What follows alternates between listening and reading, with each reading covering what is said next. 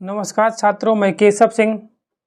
मैं आज class 10th का जो अनसोल्ड है सेट 2 का आपको कराने जा रहा हूँ। ये सेट 2 2023 का 824 के कोड है। ठीक है, इसके आपको बहुविकल्पी क्वेश्चन पहले करा रहा हूँ। ठीक, क्वेश्चन नंबर 1 है आपका। देखिए आपसे कहा है क्या देखिए आपसे कहा है किसी वस्तु का वास्तविक एवं बड़ा प्रतिबिंब बनाने के लिए उसे अवतल दर्पण की किस स्थिति में रखना चाहिए। ध्यान दें, सबसे पहले आपकी वास्तविक एवं बड़ा।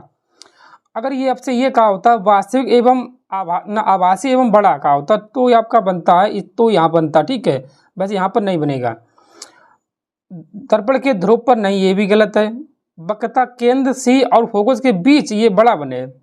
वक्रता केंद्र पर समान लंबाई बनता है, ये बड़ा बने। ठीक है, ये वक्रता केंद्र फोकस के बीच में बड़ा बने। वक्रता केंद्र पर समान लंबाई का बनता है अवतल दर्पण की अगर बात है तो। ठीक है, ध्यान दो। ठीक, अगर आपसे कहा हो आभासीय का हो बड़ा प्रतिबिंब, ठीक है, आभासीय बड़ा का हो तो ये यहाँ पर रखी जाती है आपका दर्पण ध्रुव के और फोकस के बीच में। क्वेश्चन नंबर 2 है आपसे कहा। देखिए क्या कहा, किसी भी लेंस की क्षमता की इकाई होती है। नंबर 1 मीटर में, नंबर 2 प्रति मीटर में, नंबर सी प्रति मीटर प्रति सेकेंड में, नंबर 2 में से कोई नहीं है। प्रति मीटर होती है। ठीक है, प्रति मीटर क्षमता की इकाई पूछी तो प्रति मीटर के हिसाब से। ठीक है, क्वेश्चन नंबर इसी हिसाब से आप 3 देखिए आपसे क्या कहा। क्वेश्चन नंबर 3 में आपसे कहा एक श्वेत प्रकाश किरण, ठीक है, एक श्वेत प्रकाश किरण जब किसी कांच के त्रिकोणीय प्रिज्म से गुजरती है तब उसके रंगों से अलग अलग विक्षेपण प्राप्त होता है। ठीक है, सबसे अधिक विचलन किस रंग का होता है? सबसे अधिक विचलन आपका किस रंग का होता है? बैगनी का सबसे अधिक विचलन होता है। ठीक है, लाल का सबसे कम विचलन होता है। ठीक है, लाल का सबसे कम होता है, बैगनी का सबसे अधिक विचलन होता है। ठीक है, क्वेश्चन नंबर 4 देखिए आपसे कहा सूर्य श्वेतम प्रतीत होता है। ध्यान दे, सबसे पहले तो श्वेत प्रतीत कब होता है? ये क्वेश्चन आपको हटा हुआ है इस साल सिलेबस में 2024 के लिए। वैसे दोपहर को श्वेत प्रतीत होता है, इसका आंसर वैसे ये सही, वैसे ये हटा हुआ है। ठीक है, क्वेश्चन नंबर 5 देखिए आपसे कहा है किसी विद्युत चालक का प्रतिरोध निम्नलिखित में से किस बात पर निर्भर नहीं करता है। आपसे कहा नंबर 1 चालक की लंबाई पर, नंबर 2 चालक के पदार्थ के घनत्व पर। ध्यान दिए, सबसे पहले चालक की लंबाई पर निर्भर करता है। ठीक है, चालक के पदार्थ का घनत्व पर निर्भर करता है ये। ठीक है, नंबर सी आपसे कहा है चालक के अनुप्रस्थ काट के क्षेत्रफल भी निर्भर करता है। नंबर 2 चालक के आकार से मतलब नहीं है, मैं आकार पर निर्भर नहीं करता है। ठीक है, किसी विद्युत चालक का प्रतिरोध उसके आकार पर निर्भर नहीं करता है। ठीक है, इसका आपका 5 का डी सही है। ठीक, इसी हिसाब से आप क्वेश्चन नंबर देखिए 6 देखिए।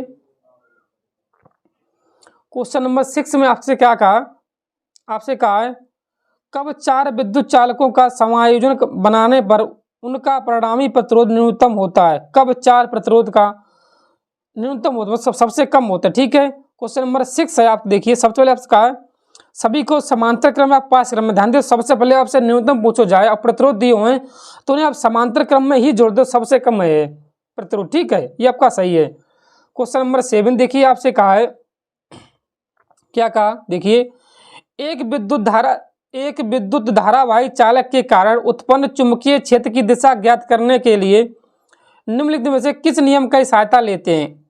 ठीक है, नंबर ए आपसे कहा फ्लेमिंग के दाएं हाथ के नियम की सहायता लेते हैं। ये नहीं गलत है। ये फ्लेमिंग के दाएं हाथ के नियम की सहायता नहीं लेते, फ्लेमिंग के बाएं हाथ के नियम की सहायता लेते हैं। बी सही है, 7 का बी सही है। देखिए केमिस्ट्री क्वेश्चन है आपके 8। देखिए आपसे कहा उपभाग 2 है। आपसे कहा है निम्नलिखित में से कौन सी धातु ठंडे जल से हाइड्रोजन गैस निकालती है। क्वेश्चन नंबर 8 है ठंडे जल से हाइड्रोजन गैस निकालती है। तांबा ये नहीं निकालता। ठीक है, तांबा नहीं निकालता, ये गलत है। सोना भी नहीं निकालता। ठीक है, पोटेशियम है ये सही आपका, पोटेशियम निकालते हैं। फिर आपका निम्नलिखित में से एल्कीन है। ध्यान दियो, एल्कीन में डबल बांड होते हैं, एल्काइन में ट्रिपल बांड होते हैं, एल्केन में सिंगल बांड होता है। ये आपका एल्काइन है, एल्कीन नहीं है। ये आपका एल्कीन है। ठीक है, ये आपका एल्काइन है, ये भी आपका एल्केन है। ये एल्काइन है, ये एल्केन है, मतलब तो ये भी नहीं सही है आपका, ये भी सही नहीं। आपको एल्कीन पूछा था, ये सही है। एल्काइन में ट्रिपल बांड होते हैं और एल्केन में सिंगल बांड और एल्कीन में डबल बांड होते हैं। ठीक है, क्वेश्चन नंबर आप 10 देखिए। आपसे कहा 1 बिलियन लाल लिटमस को नीला कर देता है। लाल को नीला कर देता तो इसका पीएच मान होगा, ठीक है। तो सबसे पहले लाल को नीला कर दे तो विलयन क्षारीय होगा, अगर क्षारीय होगा तो पीएच मान 7 से अधिक होगा, ठीक है। अगर 7 से कम है तो विलयन कैसे होगा, अम्लीय होगा। अगर 7 है तो उदासीन होगा। अगर इससे कहा कि लाल लिटमस को लाल नीला कर देता तो यह मतलब कि उदासीन नहीं है, क्षारीय होगा, ठीक है। 7 से अधिक पीएच मान होगा। अब ध्यान दो, सबसे पहले क्वेश्चन नंबर 11, क्लोरीन के अणु में आबंध पाया जाता है, क्लोरीन के अणु में आबंध पाया जाता है, ठीक है। आयनिक आबंध होता है नहीं, एक सहसंयोजी आबंध, ठीक, ये सही है, सहसंयोजी आबंध होते हैं क्लोरीन में, ठीक है। क्वेश्चन नंबर 11 देखिए, 12 देखिए, सॉरी 12, जल को जीवाणु रहित बनाने में उपयोगी पदार्थ है। जल को जीवाणु रहित मतलब कि जल में जीवाणु ना रहे, ठीक है। 12 में ध्यान दीजिए, सबसे पहले इसमें कहा धामन सोडा का प्रयोग नहीं करो जाता, ये धामन सोडा गलत है, ठीक है। बेकिंग सोडा का प्रयोग करा जाता है, तो जी हाँ, बेकिंग सोडा प्रयोग आप कर सकते हो तो जल को जीवाणु रहित बनाने में, ठीक है। नहीं, बेकिंग सोडा को प्रयोग नहीं किया जाता, नहीं है, ये गलत है। फिटकरी का भी प्रयोग, ये व्यंजक चूर्ण का प्रयोग किया जाता है जल को जीवाणु रहित बनाने में, ठीक है। ये आपका बेकिंग सोडा भी गलत है। क्वेश्चन नंबर 13 देखिए, आपसे क्या कहा, 13 में आपसे कहा है कि जिन अपक्रियाओं में आयनों के विनिमय के से नए यौगिक बनते हैं उन्हें कहा जाता है। नए यौगिक किन में बनते हैं, ये आपसे इसे क्या कहा था, ध्यान दीजिए। सबसे पहले ये है आपका 13 का विकल्प कौन सा सही है, नंबर 1 प्रतिस्थापन अपक्रिया, नहीं है, प्रतिस्थापन अपक्रिया नहीं होती है।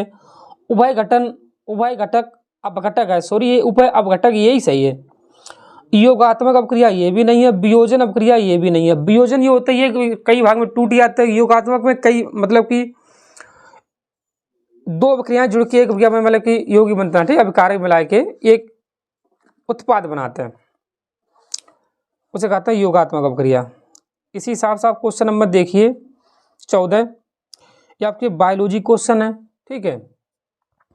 आपसे कहा है पादप में जाइलम का कार्य करता है। पादप में जाइलम जो है जल का परिवहन करते हैं, जल का परिवहन, और खाद्य पदार्थ का परिवहन जो है फ्लोम करते हैं। अगर भोज्य पदार्थ आप तक पहुंचे तो आपका फ्लोम होता।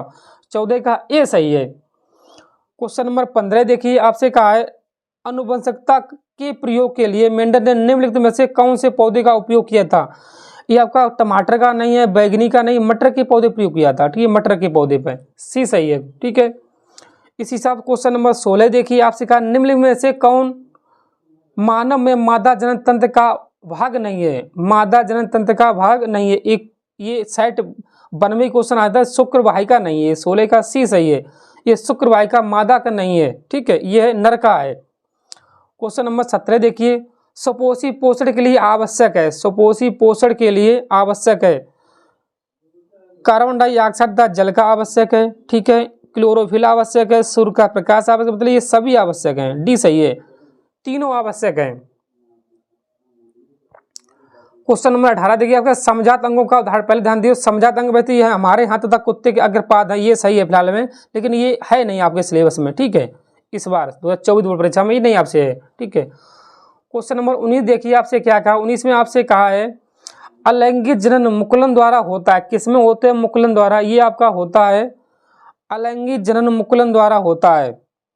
ये अमीबा में होता है, ईस्ट में, प्लाज्मोडियम में, लेशमानिया में, तो ये ईस्ट में होता है, भी सही है। क्वेश्चन नंबर 20 देखिए, आपसे क्या कहा, प्राकृतिक वर्णवाद का प्रतिपादन किसने किया। ये आपका किया था डार्विन ने, वैसे ये भी आपको इस बार सिलेबस में नहीं है, डार्विन ने किया था, ठीक है। ये आपका वीडियो कंप्लीट है, 20 नंबर के ऑब्जेक्टिव क्वेश्चन, ठीक है। इससे अगली वाली पार्ट में आपको ये जो 50 नंबर के वर्णात्मक प्रश्न है ये, ठीक है, ये आपको करा रहे हैं, ठीक है। इसी हिसाब तुरंत वीडियो मिले आपको, ये वर्णात्मक प्रश्न है, ठीक है। तब तक ये 20 नंबर ये आप